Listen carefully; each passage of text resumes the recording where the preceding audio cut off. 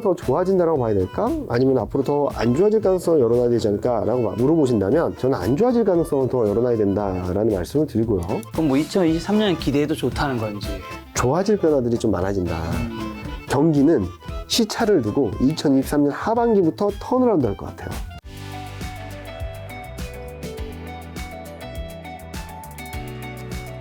오늘 팀장님께서 준비하신 이제 자료가 반전 드라마, 단 펀더멘털 이제 후폭풍 이유인데 첫 질문으로 팀장님이 이제 지난번에 말씀하신 것처럼 일단 반등은 나왔어요. 네, 맞아요. 근데 반등이 이제 팀장님이 말씀하신 것보다 좀 세게 나온 것 같아요. 많이 셌죠. 2,300 넘어서 2,480선까지 올라갔다가 이제 좀 다시 좀 내려오긴 했는데. 좀 내려와도 뭐 빠진다라기보다는 네. 2,400에서 2,500 사이에서 왔다 갔다 하는 정도의 흐름으로 생각을 할 수 있겠죠. 네, 이렇게 반등한 이유 뭐라고 보시나요? 일단은 타이밍이 굉장히 잘 맞아 떨어졌던 것 같아요. 일단 그림을 먼저 보여드리면은 시작은 10월 초에 너무 싸다. 그때만 하더라도 12개월 포워드 PR이 8.8배였고 그리고 심리도 굉장히 위축된 상황이라서 싸다. 심리적 안도만으로도 반등을 할 수 있다라는 그림 하에서 이제 11월 FOMC, 11월 초에 나왔던 11월 FOMC에서 금리 인상 속도 조절을 좀 공식화했죠. 여기 보시면은 미래 인상 속도를 결정하는 데 있어서 통화정책이 누적된 긴축, 통화정책이 좀 어려운 말이긴 한데 그러니까 경기도 같이 반영을 해서 금리 인상 폭 75bp를 할지 50bp를 할지 결정하겠다라는 것을 공식화했고요. 그리고 때마침 물가가 되게 잘 나왔어요.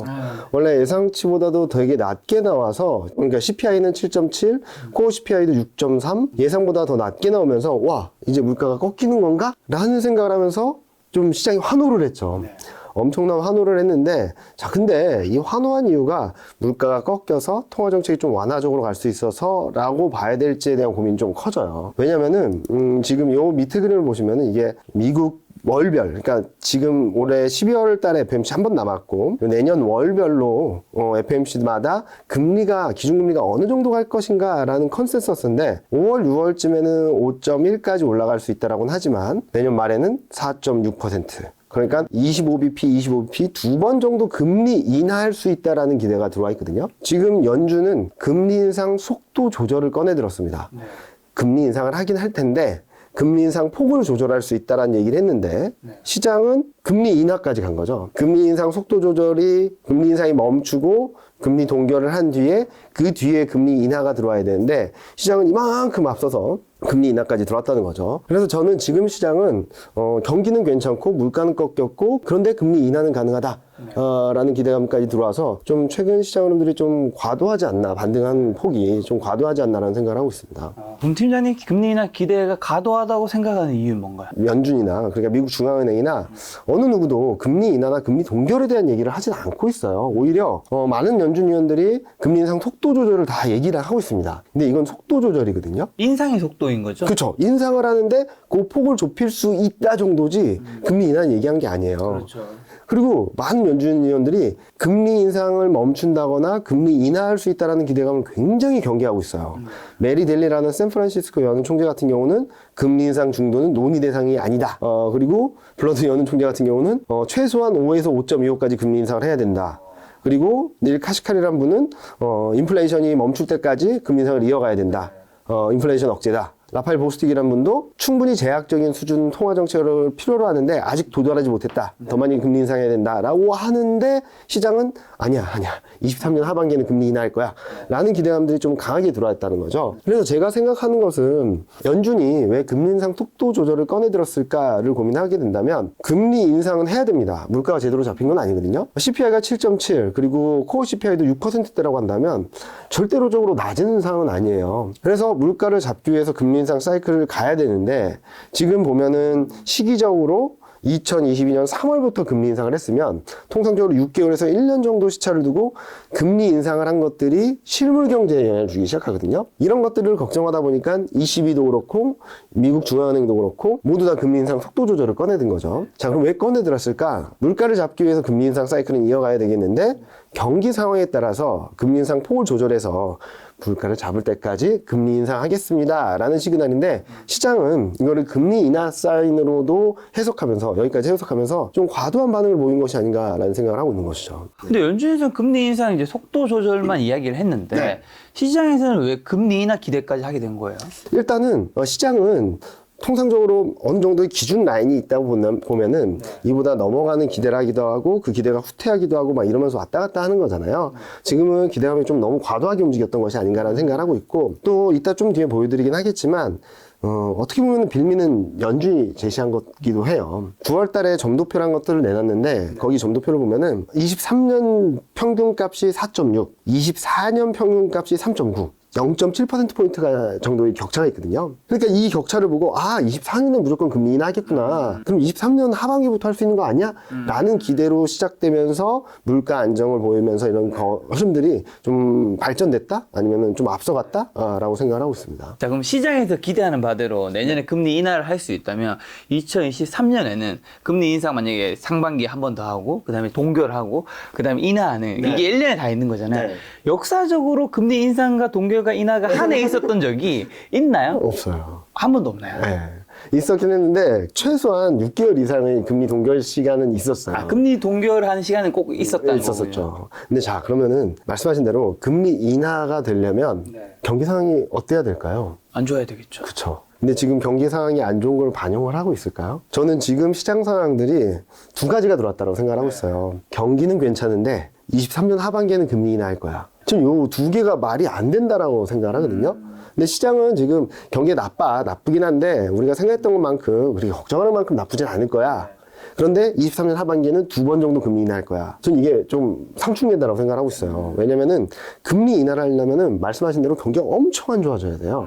두 번째로는 경기가 그래도 괜찮다라고 하면은 금리 인하에 대한 기대감은 사라져야겠죠. 근데 이 두 개가 상충되는 거고 같이 들어올 수 없는 기대감인데 지금 이게 두 개 다 들어와 있어서 시장은 굉장히 튼튼하게 받쳐주는 것 같지만 거꾸로 말씀드리면 경기가 계속 안 좋아진다면 금리 인하에 대한 기대가 후퇴한다면 시장은 또 한 번 흔들릴 수밖에 없지 않을까라는 생각을 하고 있어서 올해 말 내년 초까지는 저는 경기 지표는 계속적으로 안 좋아지고 금리 인하에 대한 기대는 좀 후퇴하면서 시장이 좀 불안정한 흐름을 보이지 않을까라는 예상을 하고 있습니다. 자, 코스피가 2,500선에 근접하니까 리스크온 시그널 강화를 좀 기대하는 분위기인데 어떻게 생각하세요? 저도 그 얘기 많이 듣고 있고 많은 분들이 질문을 해주세요. 지금 리스크온 분위기가 더 이어질 수 있는 거 아니냐. 특히 연말 소비 시즌 뭐 여러 가지 지표들 그리고 외국인 순매수 너무나도 분위기 좋지 않냐라고 하시는데 일단은 지표로만 말씀을 드려볼게요. 이거 보시면은 이게 뭐냐면은 저번에도 몇 번 보여드렸던 그림인데 Fear and Greed Index라 그래서 이게 심리적인 흐름을 보여주는데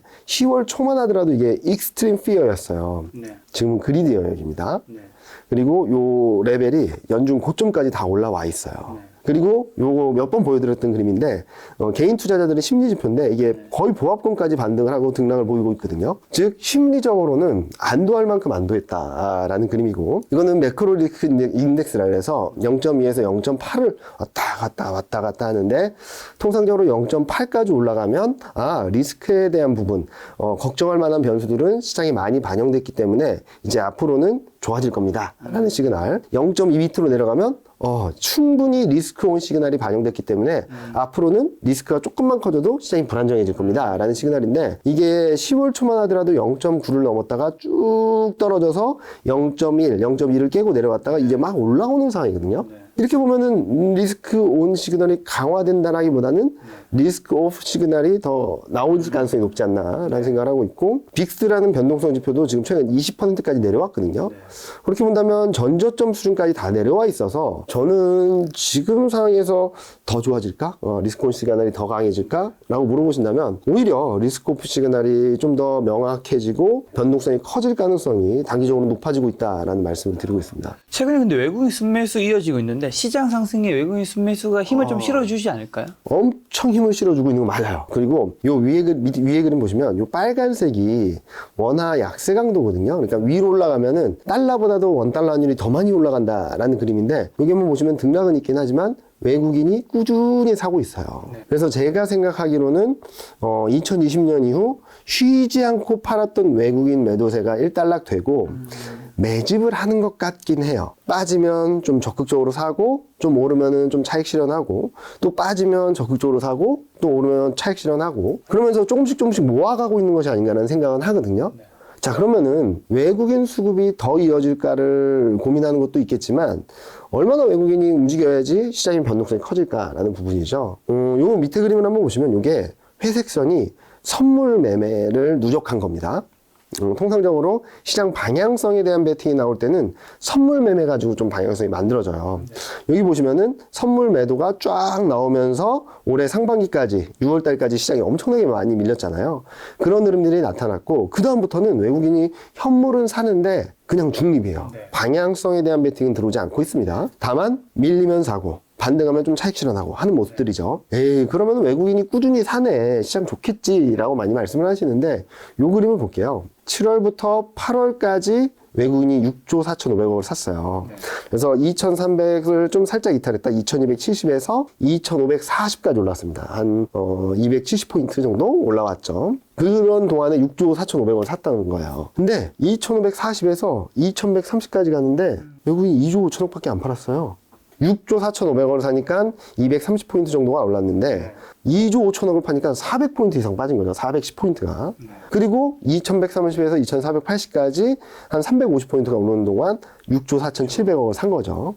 그리고 최근 이번 주, 지난주 합쳐서 2주 연속 좀 외국인 매도 우위를 보이고 있고. 그래서 저는 지금 외국인이 시장을 팔고 떠나는 그림이 아니라 많이 수익을 냈으니까.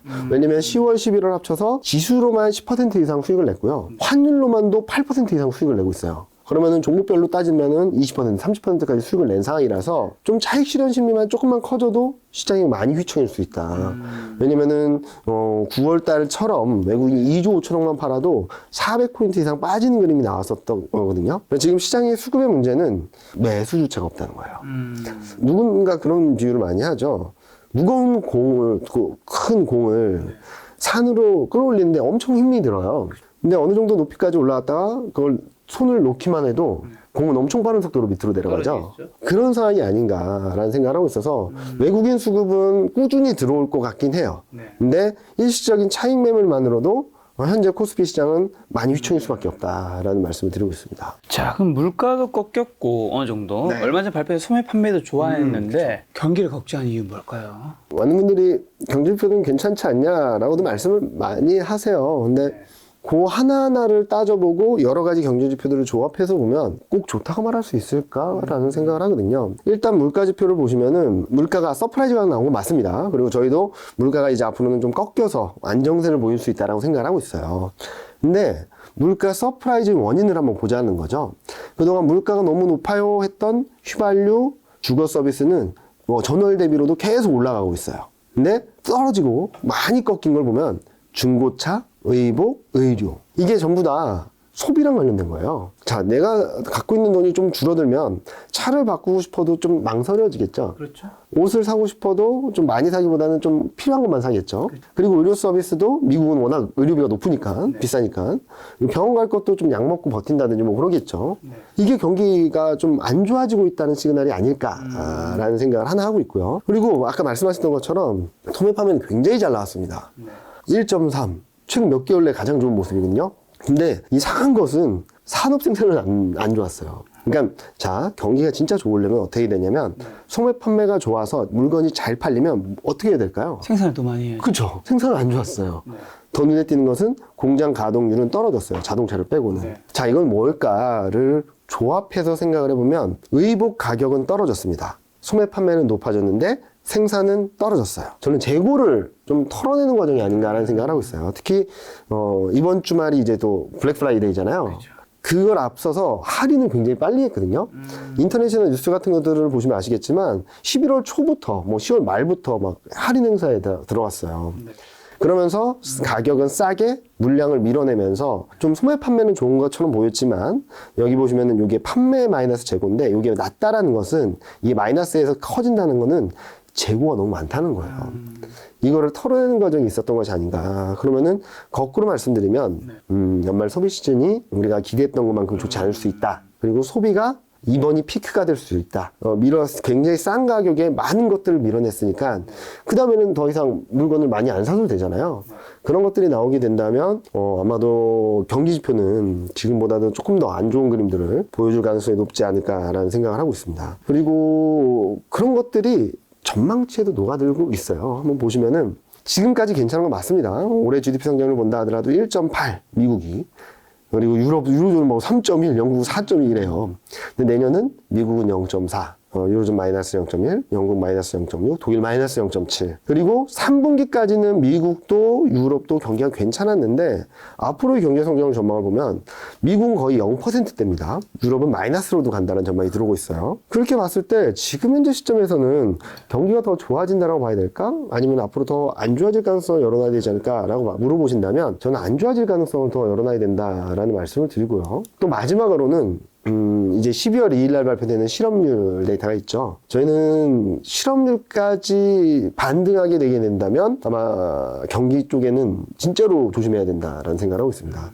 여기 보시면은 요 회색 선이 미국이 금리 인상 사이클을 걷는 시점이거든요. 그래서 저희는 실업률이 반등을 하는 시작이 아마도 금리 인상을 멈출 것을 고려하는 시장은 충격을 받겠지만 바닥을 잡아가는 시간이라고 생각을 하는데 보통 이렇게 튀거든요. 실업률을 보면 완만하게 떨어지다 거의 날아가듯이 확 튀는 그림들을 매번 보여줬어요.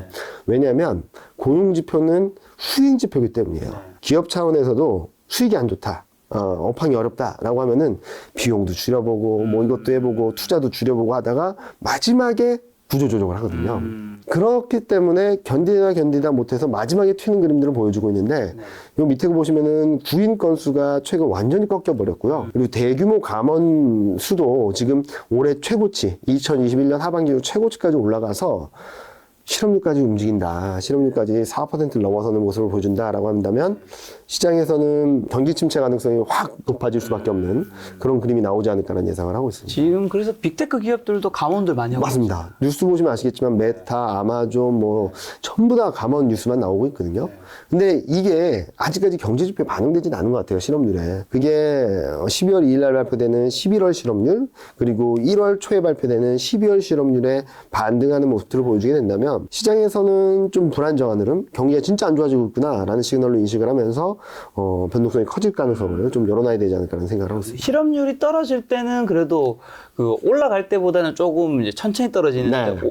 오를 때는 확 오르네요. 확 튀죠. 왜냐면은 마지노선이라고 생각을 하는 것 같아요. 그리고 견디다 못해서 인력 구조 조정을 할 때는 한 기업만 하는 게 아니거든요. 한 개 기업들이 너도 나도 나와서 지금도 뉴스를 보시면 알겠지만 빅테크 기업들은 너도 나도 다 감원을 발표하고 있어요. 그리고 이번이 끝이 아니라 내년 1분기에 또 할 수 있다는 얘기까지 나오고 있거든요. 그렇게 본다면 이런 실업률이 불안정한 흐름을 보이는 것은 이번이 시작이자 끝이 아니라 시작이고 끝은 언제일지 좀 모른다라는 것들을 좀 염두에 둬야 될 때라고 보고 있습니다. 곧 이제 산타 할아버지 오는 시즌인데 소매 판매가 미리 좀 땡겨 쓴 것들이 있어서 좋아질 것 같지는 않다고 말씀해 주신 것 같은데 그럼 경기가 불안해지면 통화정책 완화 기대가 더 강해질 수는 없을까요? 가능성은 있죠. 가능성은 있어요. 근데 저는 12월 FMC에서 그게 결정될 거라고 생각하고 있어요. 더 멀리, 더 많이 금리 인하를 기대할 수 있을지 아니면 금리 인하 기대가 확 좁혀질지. 근데 저는 금리 인하 기대가 2023년 하반기 2번으로 예상을 하고 있는 상황들이 좀 많이 좁혀질 것 같아요. 그러니까 금리 인하 기대가 후퇴한다라고 하죠. 그럼 시장은 별로 안 좋을 것 같아요.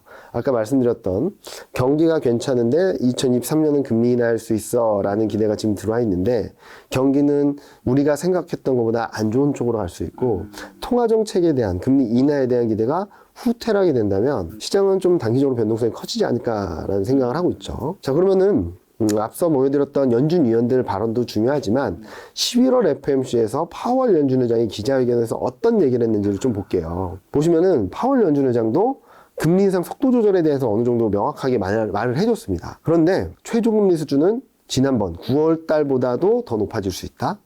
두 번째 마지막으로 한번 보시죠. 금리 인상 중단에 대해 생각하거나 언급하는 것은 매우 시기상조다. 파월 연준 의장도 지금 금리 인상 사이클을 걷고 있는데 시장에서 금리 인상 중단이나 금리 인하까지 얘기하거나 기대라는 것은 좀 너무 시기상조 아닌가라는 생각을 할 것 같거든요. 그러면은 어떤 변화가 있을까? 12월 FMC 이게 12월 13일, 14일 한국 시간으로는 15일 새벽에 발표되는 내용인데요. 저는 이번에는 다른 것들은 어느 정도 더 뭐 알 수 있다라고는 하는데 점도표 변화가 되게 중요하다고 생각을 하고 있어요. 첫 번째로는 23년 전망치 이 점도표가 얼마나 올라갈지가 첫 번째로 중요하겠죠. 이게 5%를 넘어설지 5.2를 넘어설지 블러드 연원 총재가 5에서 5.25까지 얘기했는데 그 수준을 넘어설지 아니면 거기에 도달할지 첫 번째 중요한 변수고요. 두 번째로는 24년 전망치예요.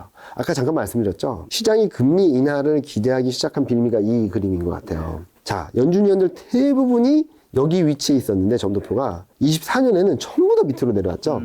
그러니까 24년에 무조건 금리 인하구나 라는 인식을 확 심어줬고 70bp 0.7%포인트 금리 인하라면 야 23년 하반기부터 할 수 있어 라는 기대감들을 사기 시작했다고 생각을 하거든요. 그래서 23년 점도표가 5든 5.25든 올라가는데 중요한 거는 24년 점도표가 어디까지 올라갈지. 그러니까 즉 지금 70bp 정도의 갭이 있는데 이 갭이 50bp 이내로 좁혀지면 자 시장에서는 23년 하반기에 금리 인하 기대감을 거둬들일 수밖에 없겠죠. 그리고 만약에 이보다 더 과격하게 25bp 정도로 23년과 24년 점도표를 좁혀버린다라고 하면 엄청난 쇼크겠죠. 23년 하반기 금리 인하 없는 거야? 라고 하면서 지금까지 통화정책에 대한 안도감들이 좀 빠르게 후퇴할 수도 있다라고 생각을 하거든요. 그래서 향후 12월 초부터 11월 말 12월 초에 발표되는 경제지표들도 꼼꼼히 챙겨보시고 또 하나 가장 중요한 변곡점은 12월 13일, 14일 그리고 한국 시간으로 15일 새벽에 발표되는 12월 FMC에서 50bp 금리 인하 가능성이 높거든요. 그 이후에 발표되는 점도표가 어느 레벨인지 23년치가 어느 정도까지 왔고 24년치가 어느 정도 와서 이 둘 간의 간극이 0.7%포인트까지 벌어졌었던 게 얼마나 좁혀질지 요걸 보시면은 시장이 불안정한 흐름을 보일 수도 있고 아니면은 거봐 23년 하반기에는 금리 인하 할 거야 두 번 할 거야 라는 기대감이 굳혀질지 좀 확인할 수 있는데 저는 이 간극을 좁힐 거라고 생각하고 있어요. 지금 시장의 기대가 좀 과도하다고 보고 있어서 연준 위원들 전반적으로 23년 점도표 상향과 함께 24년 점도표도 상향하면서 금리 인하에 대한 기대감을 최소한으로 제어하려고 하지 않을까라는 예상을 하고 있습니다. 자, 2023년을 결정짓는 게 12월 13, 14일 FOMC에서 마지막. 우리가 이번에는 꼭 봐야 되겠네요. 매번 보긴 했는데 근데 이번이 되게 중요한 것 같아요. 왜냐면은 시장의 기대가 이만큼 들어왔는데 어떤 영화를 본 때도 기대감이 굉장히 크면은 그 영화 망하죠. 그죠. 실망감이 크잖아요.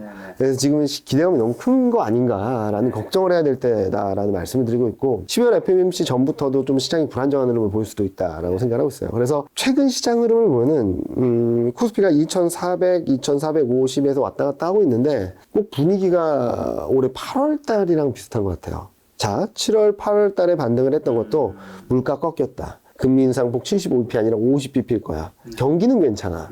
라고 했다가 소매업체들의 실적 꺾이면서 불안한 모습을 보이다가 이제 75bp 금리 인상 가능성, 경기지표 안 좋다라고 하면서 와장창 무너졌던 거거든요. 이번에도 이제 다음 주면은 이제 블랙 프라이데이를 지나고서는 실질적인 얼마만큼 팔렸는지를 좀 볼 수 있을 거고 12월 초에는 ISM 제조업 지수 고용 지표를 통해서 현재 경기 상황들을 좀 가늠할 수 있고 12월 중순에는 12월 FMC를 통해서 얼만큼의 통화 정책에 대한 시장의 기대와 연준의 스탠스 간의 그 괴리를 좁힐 수 있는 시간이 만들어지지 않을까라는 생각을 해서 저는 지금은 좀 많이 조심하자라는 말씀을 많이 드리고 있습니다.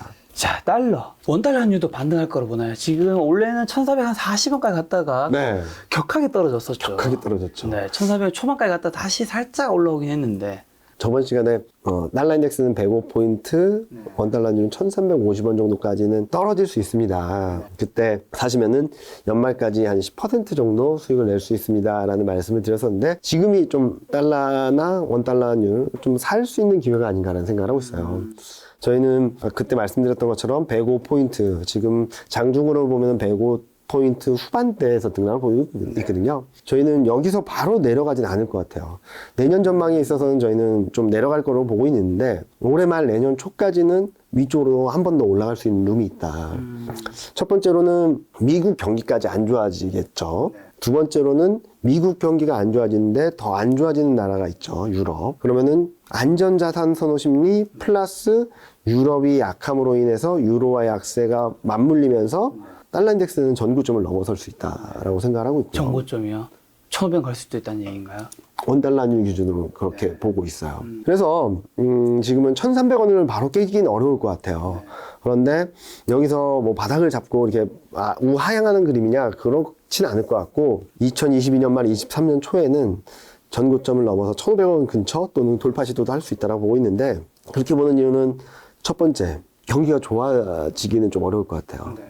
수출 증가를 보면은 10월 달에 처음 마이너스로 갔고 11월 달에는 더 마이너스 폭이 커질 거고 그리고 12월, 1월, 2월까지 본다면 수출 데이터가 더 좋아질 수 있을까? 라는 고민을 보면은 이제 막 꺾였는데 2달 꺾이고 이렇게 올라간다라는 가능성이 굉장히 낮고 특히 아까 보여드렸던 그림에서 미국하고 유럽까지도 향후 올해 4분기, 내년 1, 2, 3분기까지 GDP 성장률이 0% 성장, 유럽은 마이너스 성장을 하는 상황에서 수출이 좋아진다? 굉장히 어려운 상황이다라고 생각하거든요. 그리고 또 원화와 맞물려서 움직이는 위안화.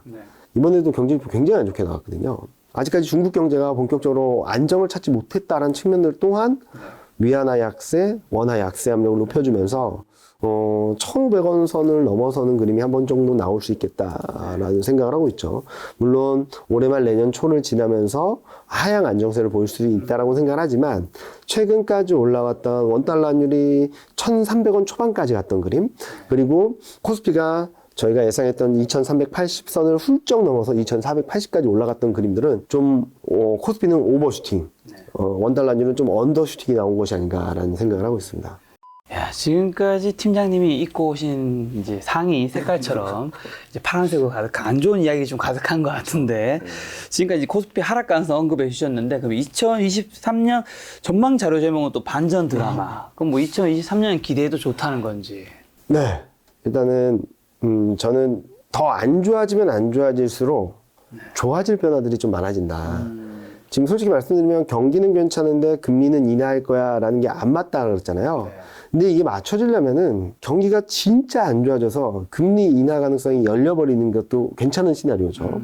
반대로 경기는 잘 버텨주면서 금리 인하가 소멸되는 거는 긍정적이라고 볼 수 있겠지만 시장 측면에서는 밋밋할 것 같다는 생각을 하죠. 그래서 저희는 2023년을 바라보는 데 있어서 키워드로 뭐 아까는 쉬운 말로 반전 드라마를 말씀드렸지만 좀 어려운 말로는 궁즉변 변즉통이란 말을 여러 번 말씀드리긴 했지만 이 그림을 보고 있는데 주역에 나온 말입니다. 이게 궁하면 변하고 변하면 통한다라는 쉬운 말인데 극한 상황에 이르게 되면은 반드시 변할 것이고 그러면은 통하는 길이 생긴다 라는 얘기거든요. 그래서 저희는 요 그림 보시면 아시겠지만 경기가 둔화되고 진짜로 침체, 역성장이 나오게 된다면 뭐가 변할까요? 물가가 잡히겠죠. 두 번째로는 통화정책이 진짜 완화적으로 가겠죠. 왜? 물가도 낮아졌고 경기는 침체야.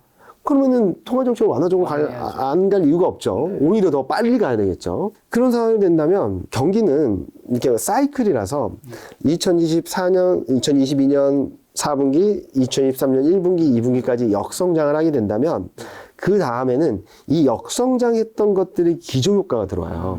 그럼 자연스럽게 이렇게 턴어라운드 하는 그림을 보여줄 수 있거든요. 그러면은 2023년 하반기에는 통화정책 완화 플러스 경기 턴어라운드.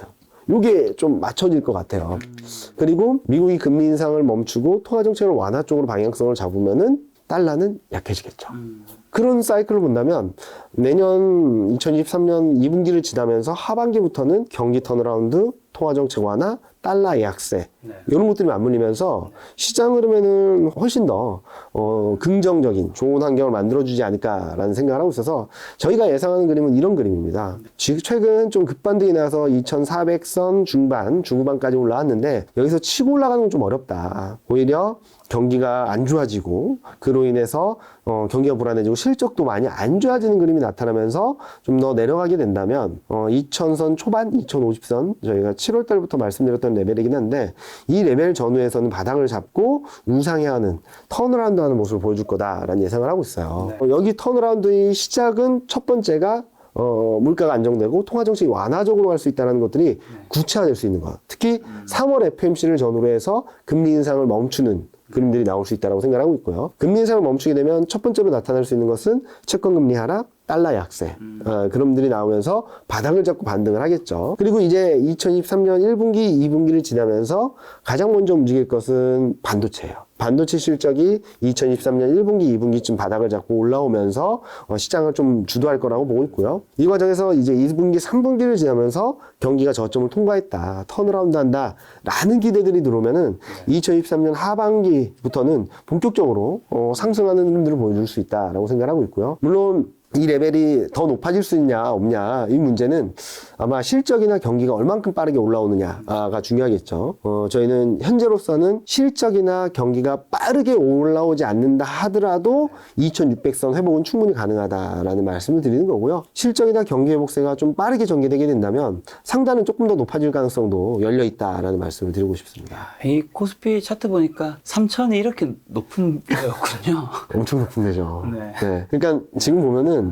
3천에서 여기까지 내려왔는데 여기 내려왔다 2400선 회복을 했잖아요.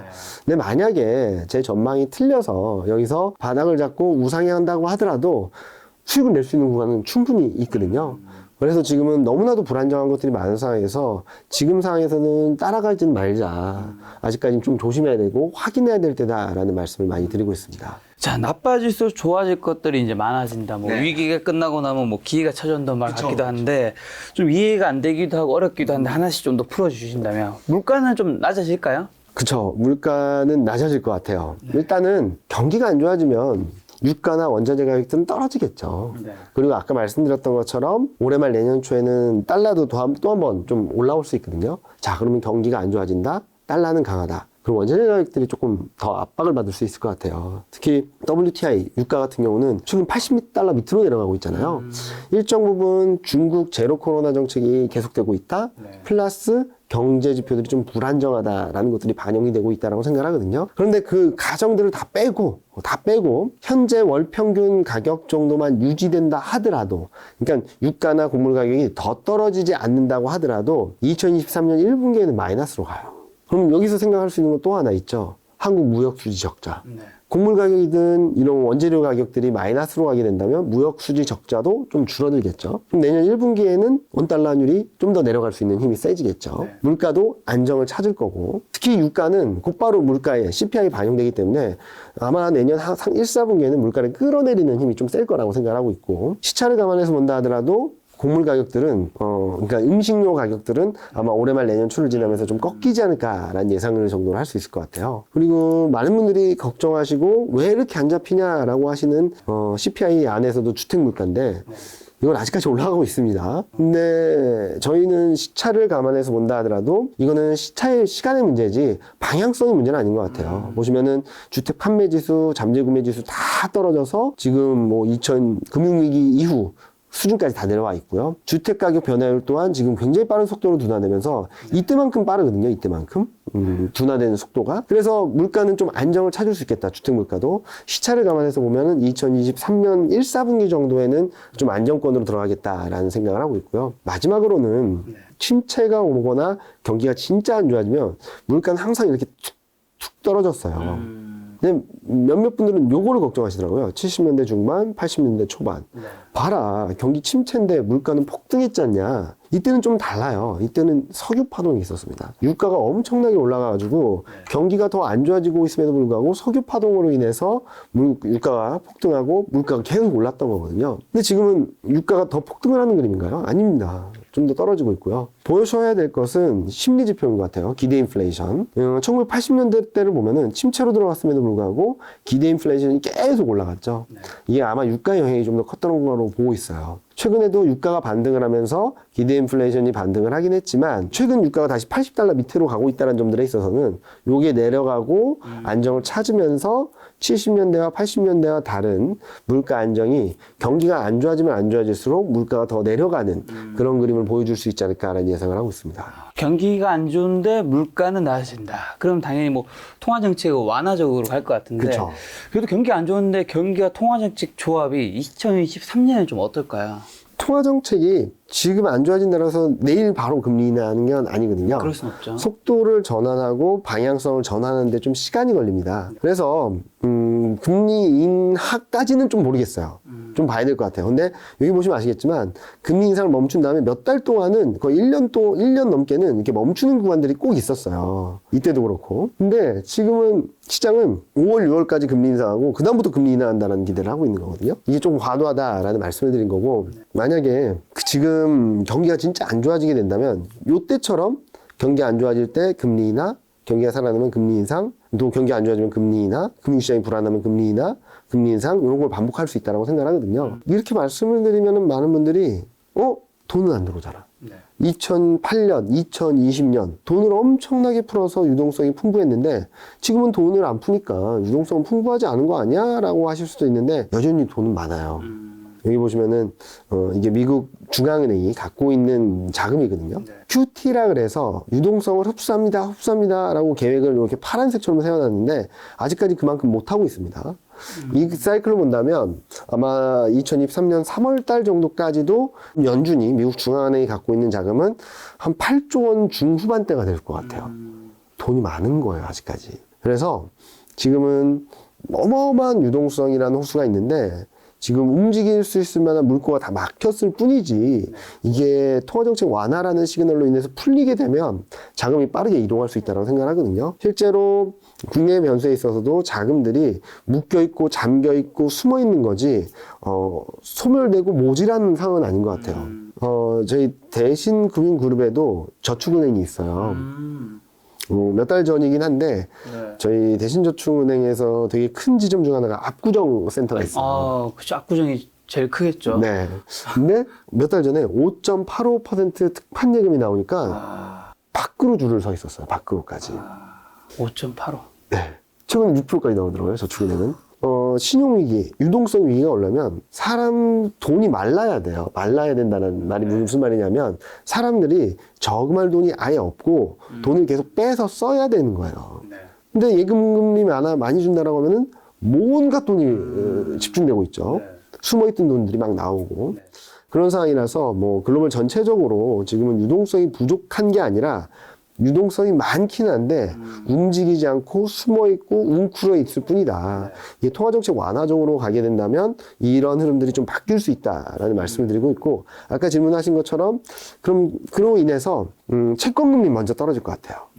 채권금리 꾸준히 우하향하면서 저희는 한국 금리도 국고채 3년물도 내년 말에는 4% 밑으로 내려갈 거라고 보고 있고요. 그리고 미국채 10년물도 4% 밑으로 확실하게 내려갈 수 있다고 생각하거든요. 이거는 평균치라서 그렇지 이보다 더 낮은 레벨로 갈 수 있다고 봐주시면 될 것 같고요. 그와 경기 사이클이 어떻게 맞물릴까를 고민하다 보면은 아마 금리 인상을 멈추는 거는 2023년 3월 FOMC 전후가 될 거라고 생각하고 있고, 그 다음에는 금리 인상을 멈추다가 금리 인하 여부는 아마도 경기 상황에 달려 있겠죠. 아까 말씀드렸던 것처럼 경기가 너무 안 좋으면은 2023년 하반기쯤 금리 인하를 고려할 수 있을 것 같아요. 근데 경기는 시차를 두고 2023년 하반기부터 턴어라운드 할 것 같아요. 자, 이게 OECD 경기 선행지수인데요. 이게 통상적으로 고점에서 저점, 저점에서 고점까지 2년 정도 사이클이 있어요. 여기 보시면은 2010년 이후 평균이 고점에서 저점까지 24개월, 2000년 이후는 25개월, 1990년 이후는 26개월, 거의 2년 정도 시차를 두고 있잖아요. 이번 고점이 21년 7월이었습니다. 딱 2년을 계산하면 23년 7월. 그러면은 거의 바닥권에 근접하는 시점이 2023년 상반기를 지나면서 바닥권에 근접하고 턴어라운드 할 수 있는 시점이 도래한다는 거고, 또 하나는 아까 보여드렸던 그림이랑 조금 다르죠. 요 그림 보시면 아까 보여드렸던 그림은 블룸버그 컨센이라서 아직까지 마이너스 전망은 안 들어왔어요. 미국에 대해서. 근데 보시면은 저희 이코노미스트가 추정한 거거든요. 마이너스 폭이 크진 않습니다. 뭐 마이너스 2%, 3% 이렇게 가는 건 아닌데 4분기부터 마이너스, 1분기 마이너스, 내년 2분기 마이너스, 이 마이너스를 저점으로 마이너스 폭을 좁히고 플러스가 되죠. 자, 보시면은 요 마이너스 2022년 4분기 마이너스가 기저효과로 들어오면서 플러스를 만들어 줄 거예요. 그리고 2023년 1분기 마이너스가 여기 기저효과를 주면서 플러스로 만들어 주겠죠. 그리고 2023년 2분기가 가장 마이너스 폭이 클 거라고 생각하거든요. 그럼 여기서 이렇게 올라오는 모습들을 보여주겠죠. 그러면은 경기 모멘텀적인 측면에서도 자연스럽게 23년 2분기를 저점으로 이렇게 턴어라운드하고 플러스 되는 모습들을 보여주지 않을까라는 예상을 하거든요. 자, 그러면은 통화정책은 경기가 안 좋아지면 안 좋아지는 만큼 완화적으로 가는 그림들이 23년 하반기쯤 가시화될 수 있고, 경기는 시차를 두고 23년 3분기부터 마이너스 반전을 좁히고 플러스 반전을 하면서 모멘텀 자체는 올라오는 모습, 경기 사이클도 턴어라운드 하는 모습을 보여준다면, 저는 2023년 하반기, 2024년 상반기까지는 경기나 통화정책이나 굉장히 좋은 조합이 만들어질 수 있다라고 생각을 하고 있어서, 그래서 아까 서두에 말씀드렸던 것처럼 안 좋아지면 안 좋아질수록 좋아지는 그림들이 오히려 더 강하게 뚜렷하게 보여줄 수 있다라는 말씀을 드린 부분이죠. 근데 방금 전에 이제 특판 예금 말씀해 주셔서 요즘에 은행에만 돈을 맡겨도 이자가 나쁘지 않잖아요. 이런 상황에서는 이제 금리 이제 둔화라든가 이런 좀 시그널이 좀 확실히 보였을 때 주식 투자에 시작하고 그냥 지금은 휴식하고 그렇죠. 하는 게 나을 수도 있을까요? 저는 그래도 괜찮다라고 생각을 하고 있어요. 특히 지금은 뭐 배당 시즌이라고는 하는데, 보통 배당주 투자를 하신 분들은 아시겠지만 배당 락이라는 게 또 있어요. 근데 저축은행이나 이런 데 은행에서는 뭐 5%대, 6%대 예금을 금리를 주는데 시세 차익을 거둘 수 있을지에 대한 퀘스천 마크도 있는데, 배당을 오히려 들어가는 것보다는 오히려 예금이 나올 수도 있다라고 생각하고 있고, 좀 여러 자산군에 투자해 보셨던 분들이라면 지금은 달러에 좀 투자를 하신다면 수익을 거두실 수 있지 않을까라는 생각을 하고 있습니다. 그래서 저는 지금 코스피를 비롯해서 글로벌 증시들이 다 레벨이 어느 정도 올라와 있잖아요. 여기서 더 치고 올라갈 힘은 아직까지 되게 제한적이다라고 생각을 하고 있어요. 그래서 더 치고 올라가려면 경기가 좋아지든 실적이 좋아지든 진짜로 통화정책이 완화적으로 가든 해야 되는데, 이 셋 다 좀 쉽지 않다라고 생각을 하거든요. 자, 그동안 경제 전망이나 이익 전망이 이렇게 떨어져 왔어요. 이익 전망도 계속 떨어졌습니다. 근데 증시는 통화정책 완화에 대한 기대로 이렇게 올라온 거예요. 이 둘 간의 격차가 너무 벌어졌다라고 보는 거죠. 자, 그러면은 이 갭을 줄이려면 얘가 올라오든지 얘가 내려오든지 해야겠죠. 주가가 내려오든지 펀더멘탈이 올라오든지.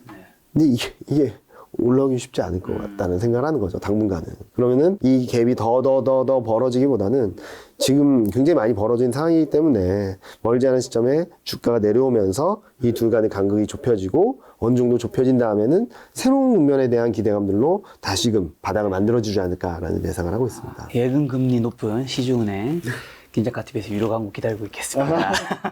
자, 그럼 달러는요? 원달러 환율. 올해면 내년 초에 이제 정고점 넘는다고 하셨는데, 2023년엔 달러 약세, 원화 강세 가능할까요? 가능합니다. 네. 가능할 거라고 보고 있어요. 일단 뭐 매크로적인 측면을 말씀드리기 전에 1990년 이후 경기 침체가 있은 뒤에는 항상 짧으면 1, 2년, 길면 한 5, 6년까지 달러가 약세였어요. 이때도 그랬고 항상 경기가 안 좋은 다음에는 달러가 약세였거든요. 그때마다 요 짙은 색이 달러인데, 달러가 약하면 신흥국, 신흥 아시아 증시가 강했죠. 달러가 약하면 이렇게 튀는 그림이 나왔죠. 달러가 약하면 튀는 그림이 나왔고, 이런 그림들이 아마 23년 2분기부터 1분기를 지나면서 좀 더 뚜렷해지지 않을까라는 생각을 하고 있고, 저희가 예상하는 거는 올해 말 내년 초에는 달러 인덱스는 120포인트 이상, 원달러율은 1,500원 이상, 저희 이코노미스트는 좀 과격하게 적긴 했는데 여기까지 간다라는 게 아니라 1,500원 이상 갈 수 있다라는 말씀을 드리는 거예요. 근데 2023년 말을 보면 달러 인덱스는 96, 원달러율은 1,200. 굉장히 많이 떨어질 수 있다고 생각을 하거든요. 앞서 말씀드렸던 것처럼 첫 번째, 달러가 약세를 보이는 첫 번째 이유는 통화정책을 좀 멈춘다. 금리 인상을 멈춘다. 지금 달러가 일방적으로 강세를 보이는 데에는 다른 나라들보다 경기가 괜찮다는 것도 있고, 두 번째로는 경기가 괜찮다는 이유로 다른 나라들보다도 금리 인상 폭이 엄청나게 가파르죠. 자이언트 스텝을 몇 번씩 하고 있잖아요. 그렇죠. 그런 것들이 멈추면은 이제 달러가 막 움직이는 게 좀 슬로해지겠죠. 여기에다가 또 하나 봐야 될 건 미국 경제도 더 이상 안전하지 않다라는 시그널들이 들어오고, 그리고 아까 잠깐 기저 효과라는 거 말씀드렸잖아요. 기저 효과. 올해 내년 상반기 마이너스가 2023년 하반기, 2024년 상반기에 플러스 효과를 줄 수 있다는 그림인데, 자, 올해 말 내년 초까지 미국도 안 좋아지긴 하는데 더 안 좋아지는 데가 유럽이라고 말씀드렸잖아요. 자, 그럼 기저 효과는 어디가 더 셀까요?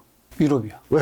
그러니까 유럽이 경기가 좋다라는 말씀드리는 게 아니라 보여지는 게 23년 하반기, 24년 상반기에는 유럽 경제 모멘텀이 미국보다 좋아 보일 수 있어요.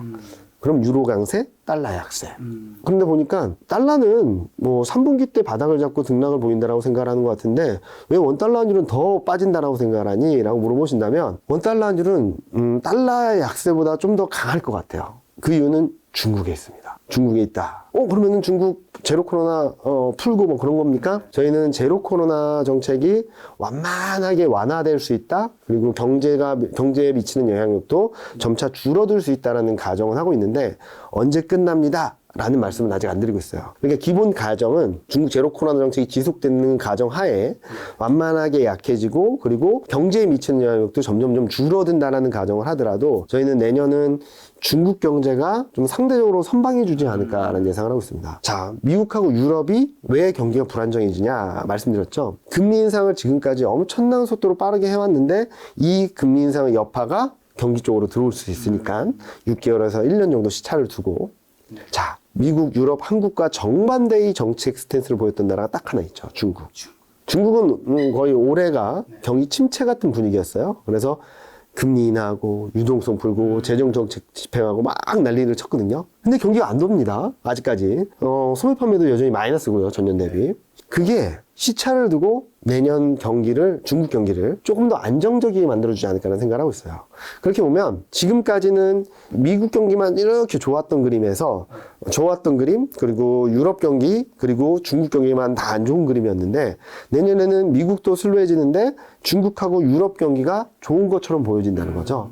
그러면은 올해 일방적인 위안화 약세, 원화 약세가 뒤바뀔 수 있다. 그래서 반전 드라마라고 말씀드렸던 것은 아까 서두에 말씀드렸던 경기가 안 좋아지면 안 좋아질수록 물가 안정, 통화 정책 완화, 안 좋아지는 것만큼 기준유가가 들어옴으로 인해서 경기 턴어라운드 폭이 강해질 수 있다. 이와 더불어서 달러 약세, 원화 강세가 좀 맞물리면서 시장에는 긍정적인 변화들로 이끌어낼 수 있겠다라고 생각을 하고 있습니다. 자, 그러면 최악의 상황에서 상황이 이제 좋아진다라는 의미를 말씀해 주셨는데 또 사실 반전 드라마 때도 뭘 잘 사는 게 굉장히 중요하잖아요. 뭘 사야 될까요?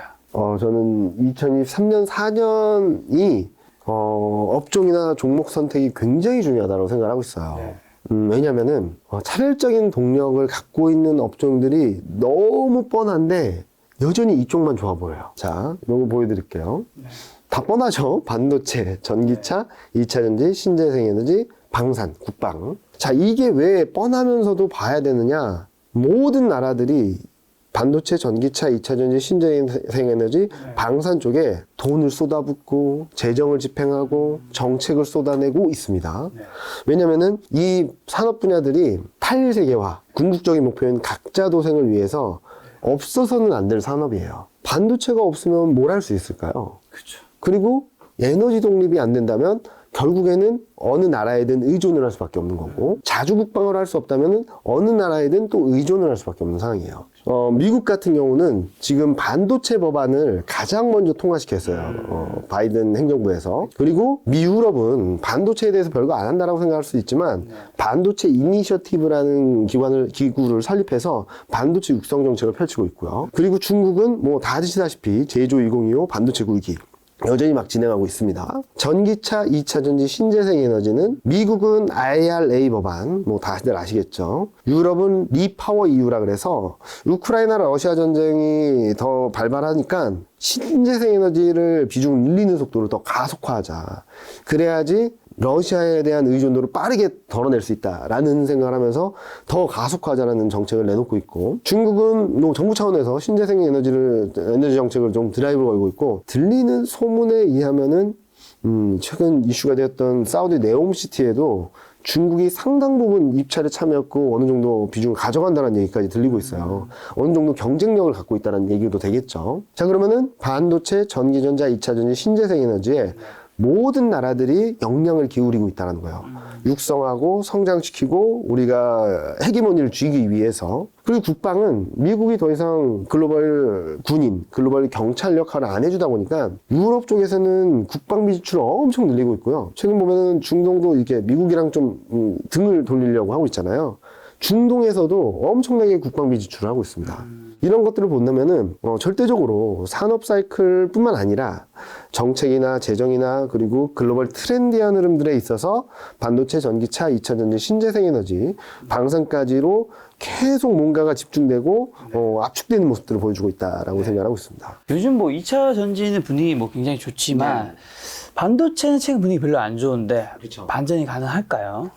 좀 더 안 좋을 수는 있어요. 근데 이 뉘앙스가 다른 것 같아요. 네. 안 좋긴 한데 바닥을 향해 가고 있는 것인가, 안 좋은데 이제 막 꺾이는 것인가. 저는 반도체는 바닥을 향해 가고 있다고 생각하거든요. 요 위에 그림이 뭐냐면 반도체 영업이익률인데 이게 2023년 영업이익률이 10.3%까지 떨어졌어요. 매출액 대비 영업이익이 10.3%밖에 돈을 못 번다는 거예요. 어느 레벨이냐? 2019년보다 1%포인트 이상 낮아요. 좀 더 떨어질 수도 있겠죠. 그렇지만 새롭게 레벨 다운되는 그림이 아니라 바닥을 향해 가는 그림이다라고 생각하고 있고, 제가 좀 더 걱정하는 것은 반도체, 유틸리티, 조선. 그러니까 반도체랑 지금은 적자인데 빠르게 흑자전환한다는 기대감이 들어있는 유틸리티, 조선을 빼고 본 업종들을 합쳐서 보면 21년 9.3 영업이익률이요. 22년 8.8, 23년 8.5, 24년 8.8. 거의 변화가 없죠. 근데 이게 가능할까요? 아까 GDP 성장을 보여드렸던 것처럼 미국은 내년에 0.4, 유럽은 마이너스 0.1, 영국은 마이너스 0.4, 독일은 마이너스 0.7. 역성장을 하는데 이익은 지킬 수 있다? 저는 거의 불가능한 것 같아요. 그래서 이익 전망이 좀 더 떨어진다 하더라도, 그리고 반도체 업황에 대한 불안감들이 아직 좀 남아있다 하더라도 저는 반도체는 실적을 바닥권을 향해 가고 있는 것이 아닌가라는 생각을 하거든요. 그래서 외국인이 사는 것 같아요. 꾸준히. 왜냐면 더 안 좋아질 건 알고 있죠.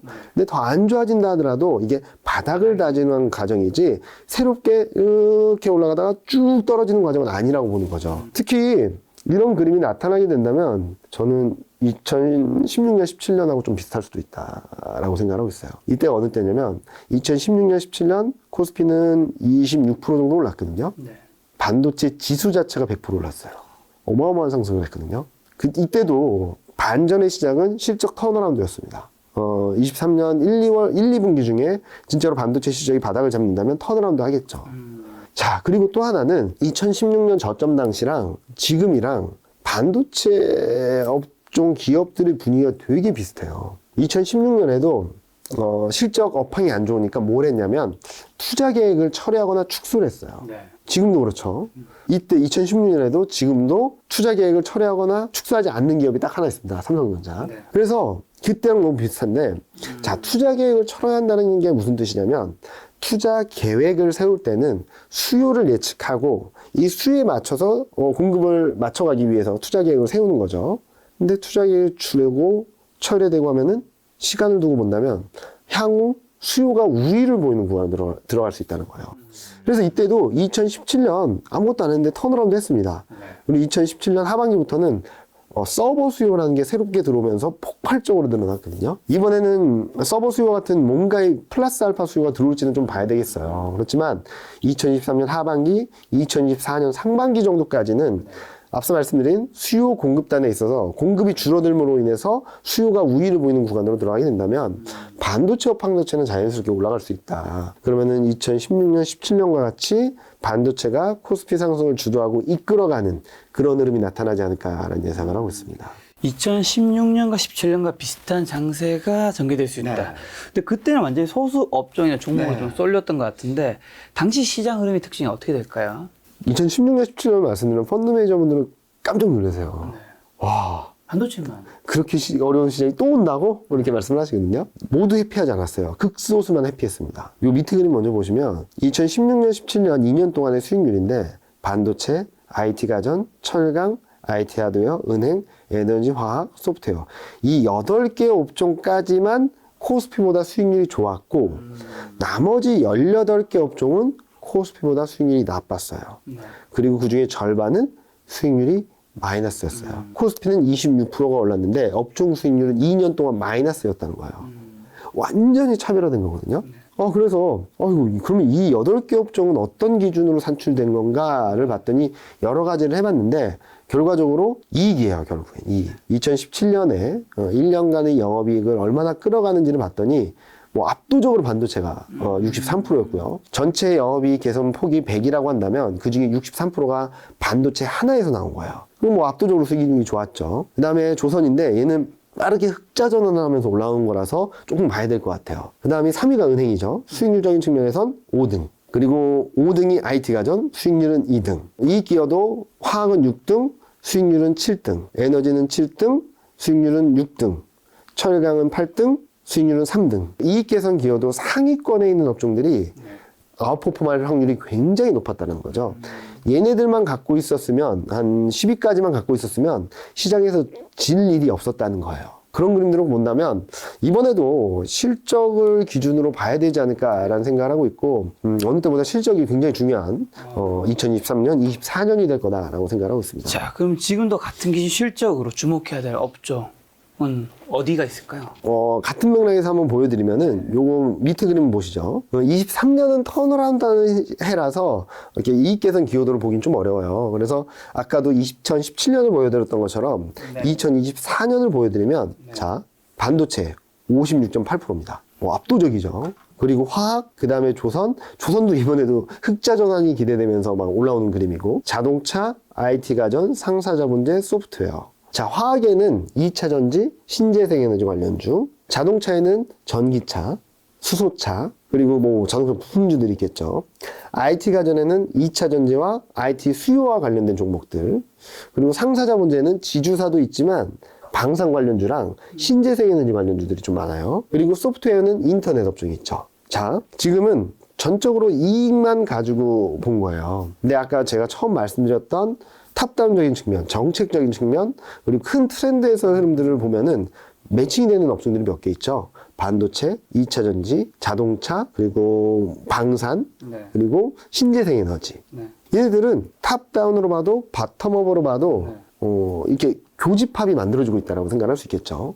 그리고 저희가 보는 것 외에도 저희 섹터 애널리스트 분들이 유망업종으로 선정한 것으로 본다 하더라도 같은 업종들이 다 추출되고 있거든요. 그래서 너무 뻔한 거 아니야? 라고 하실 수도 있겠지만, 너무 뻔하지만 그래서 얘네들을 꼭 들고 가야 되는 그런 섹터들이 아닐까라는 예상을 하고 있습니다. 자, 그럼 팀장님 말씀대로 탑다운, 바텀업 다 비슷한 업종 나오고 있는데, 그렇다면 그 안에서는 이제 대형주, 중소형주 어느 쪽으로 가야 될지.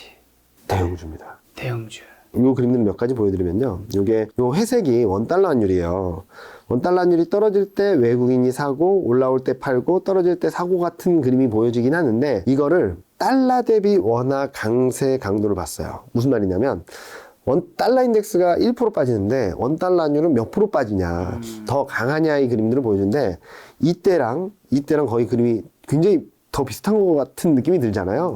지금 보시면은 원화가 상대적으로 약할 때 외국인이 어마어마하게 팝니다. 상대적으로 강세를 보일 때 꾸준히 순매수하죠. 약할 때 팔고, 강할 때 사고, 약할 때 쭉 팔고 있죠. 저는 23년 1분기를 지나면서는 요게 이렇게 올라갈 거라고 생각을 하거든요. 그럼 외국인은 살 겁니다. 외국인이 적극적으로 살 때마다 대형주들이 굉장히 강했어요. 그런 그림들을 본다면 저는 2023년에는 앞서 말씀드렸던 반도체, 2차 전지, 전기차, 신재생에너지, 그리고 방산까지 대형주, 대표주를 사자라 말씀드리고 있고요. 참고로 말씀드리면 요게 뭐냐면은 이 올해 23년 연간 전망을 하면서 저희 섹터 애널리스트 분들이 유망업종 그리고 유망 종목들을 좀 리스트업 드린 거예요. 그 중에서도 저희가 탑다운적인 측면에서 매칭이 되는 업종들, 종목들을 보면은 요 빨간색 테두리로 된 거거든요. 반도체, 전기전자, 2차 전지, 인터넷, 철강, 비철, 자동차, 제약바이오. 좀 의아한 거는 철강, 비철하고 제약바이오잖아요. 근데 포스코홀딩스는 이제 더 이상 철강 업체라기보다는 2차 전지 밸류체인을 구성해 나가고 있는 2차 전지로 사업 구조를 변화하고 있는 기업으로 보시는 게 맞다라고 생각을 하고 있고요. 제약바이오 업종 없었는데 왜 여기 들어가 있냐라고 하실 수 있는데, 좀 차별화된 거예요. 제약바이오 업종 전체를 좋게 보진 않아요. 근데 뭐냐면은 2023년에 뭐가 있냐면 독점권이 풀리는 의약품들이 좀 많아요. 신약을 개발하면 그 개발 비용이라든지 기간에 따라서 독점 기간을 정해주거든요. 그게 풀리는 거예요. 풀리면은 모두 다가 복제약을 만들 수 있어요. 근데 좀 싸게 만들면서 많이 팔리겠죠. 근데 삼성바이오로직스는 돈이 많으니까 이런 스케줄을 보고선 캐펙스 투자를 이만큼 해놨어요, 이미. 그래서 독점 계약이 풀리는 대로 복제약을 만들어서 막 내놓을 거거든요. 그래서 차별화된 실적 모멘텀으로 말씀을 드리는 거지, 제약바이오 업종 자체를 좋게 보는 건 아니다 라고 생각을 해주시면 될 것 같고요. 자동차는 왜 갑자기 완성차가 아니라 부품주냐? 완성차는 IRA 법안 때문에 조금 시간이 필요할 것 같아요. 근데 많은 분들이 걱정하셨던 게 100이면은 실제로 IRA 법안에서 한국 기업이 빠졌다는, 한국 차가 빠졌다는 것 때문에 피해를 보는 거는 한 절반 이하가 될 수 있다고 생각하거든요. 그렇게 보는 이유는 아까 말씀드렸던 것처럼 내 주머니 사정이 안 좋은데 1,000만 원 준다고 전기차로 바꾸진 않겠죠. 그쵸. 오히려 힘드니까 1년 더 탈까? 2년 더 탈까? 하겠죠. 그러면은 24년부터 경기가 살아나면서 전기차에 대한 수요가 다시금 올라오겠죠. 네. 현대기아차는 지금 25년에 원래는 자동차 공장을 미국에서 세우고 생산을 할 계획이었는데 IRA 법안에 빠지다 보니까 이걸 앞당기고 있어요. 24년 중으로. 그러면은 실제로 전기차를 사는 수요가 올라오는 시점과 현대기아차가 자동차를 생산하는 미국에서 생산하는 시점의 차이가 그렇게 크진 않을 것 같아요. 그래서 저는 올해까지는 뭐 반도체 부품주들을 좀 보면 좋겠다라는 말씀을 드리고 있는데 23년 말 24년 초부터는 완성차들 또한 굉장히 주목할 만한 변화가 나타나지 않을까라는 예상을 하고 있어서 위에 근데 인터넷도 있네요. 네. 네이버. 인터넷 같은 경우는 실적을 좀 봐야 될 것 같긴 해요. 근데 워낙 많이 빠져 있고요. 그리고 최근 이제 앞으로 볼 것은 이제 인터넷 기업들이 광고로 고성장하는 시기는 끝났어요. 중요한 것은 해외 매출. 뭐 웹툰이라든지 아니면 여러 사업을 통해서 해외 매출을 얼마나 끌어당기느냐가 중요하다라고 생각하는데 지금 여기에서 그래서 보는 것처럼 해외 매출 14% 정도 좀 예상을 하고 있어서 이보다 잘 나오게 된다면 구조적으로 좀 바뀌고 있구나 라는 생각을 하실 수도 있겠고요. 또 하나는 로봇 관련된 사업들을 어느 정도 구체화하느냐. 소문에 의하면 네이버 본사에는 한 건물 전체가 로봇으로만 모든 게 된다는 것도 있다고 하더라고요. 그러니까 택배랑 뭐 그런 것들을 어디 한 공간에 모아놓으면 로봇가 와서 그 사람 거를 알아서 픽업을 해서 그 자리에 갖다 준대요.